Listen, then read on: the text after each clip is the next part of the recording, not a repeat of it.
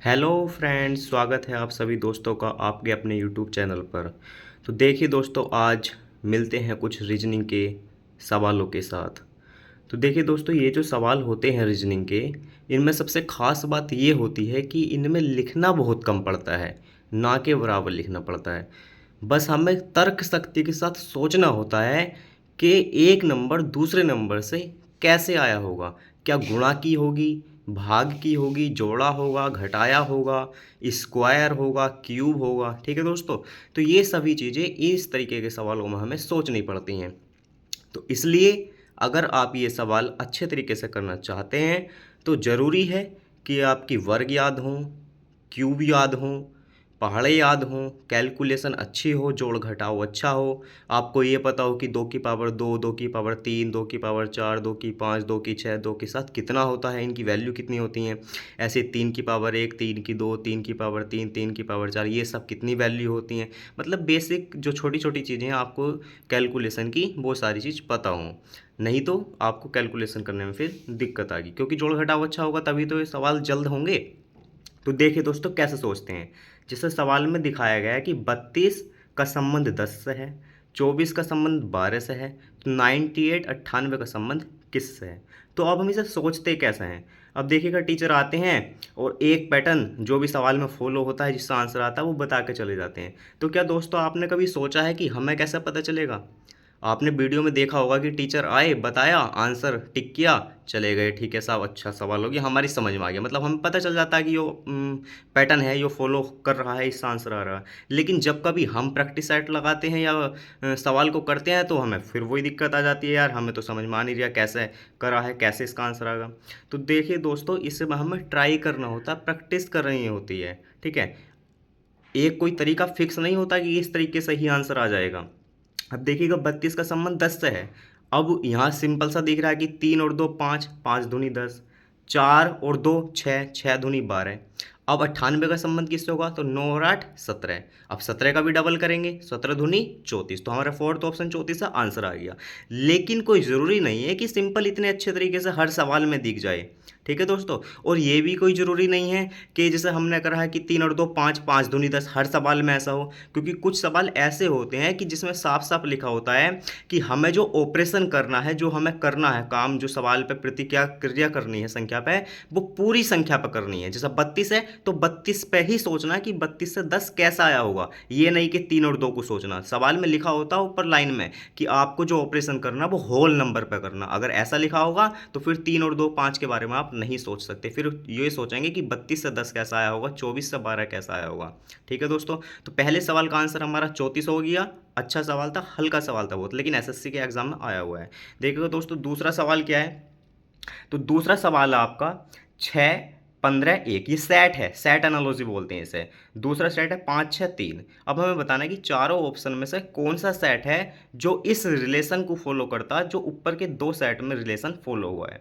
अब देखिएगा दोस्तों, 6 15 1। अब इसमें क्या हम ये भी सोच सकते हैं कि 6 15 से क्या करें कि 1 आ जाए। ये भी सोच सकते हैं 1 6 में क्या करें कि 15 आ जाए। ठीक है दोस्तों, और किसी भी तरीके से मतलब ये देखना है कि जो तरीका फॉलो हो रहा है वो सभी सेट में फॉलो होना चाहिए।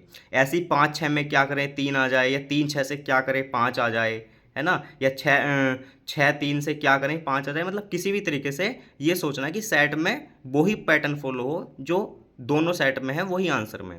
तो देखिए, अब हम क्या कर सकते हैं। मान लीजिएगा 6 की गुणा 2 से करें, 6 दूनी 12, 15 में से 12 घटाएं तो कितना आएगा, 3 आएगा। एक तो आएगा नहीं दोस्तों। ठीक है, अब एक आएगा नहीं तो फिर दूसरा तरीका देखेंगे। मान लीजिएगा अगर हम 15 को 3 से भाग कर दें तो 3 पंजे 15। अब 6 में से 5 को घटा दें तो हाँ, एक तो आ रहा है। ठीक है, ऐसे ही दूसरे सेट में बीच वाले नंबर को 3 से भाग करते हैं तो 3 दूनी 6, 5 में से 2 घटाएंगे, 3 तो आ रहा है।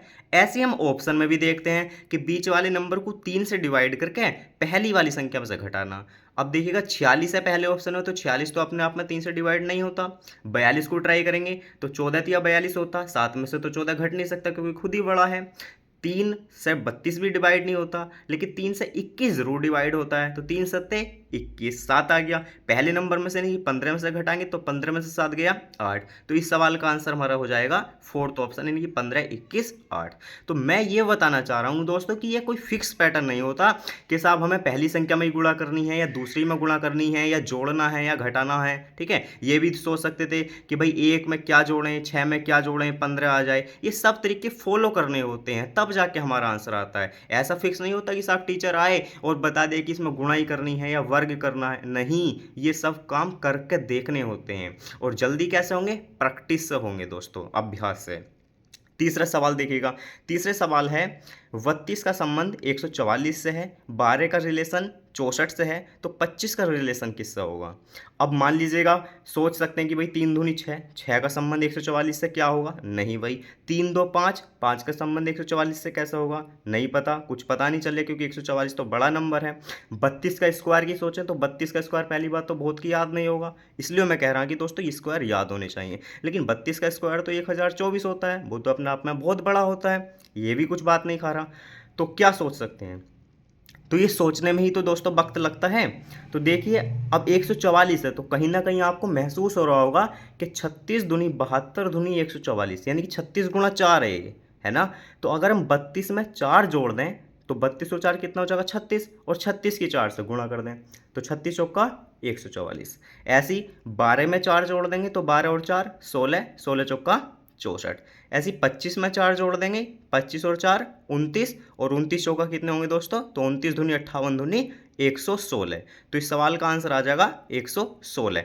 तो ये सब क्रियाएं हमें करके देखनी पड़ती हैं। ठीक है दोस्तों, ऐसा कोई फिक्स नहीं है कि आए के जोड़ ही लिया, घटा ही लिया, है ना, ये स्क्वायर कर लिया।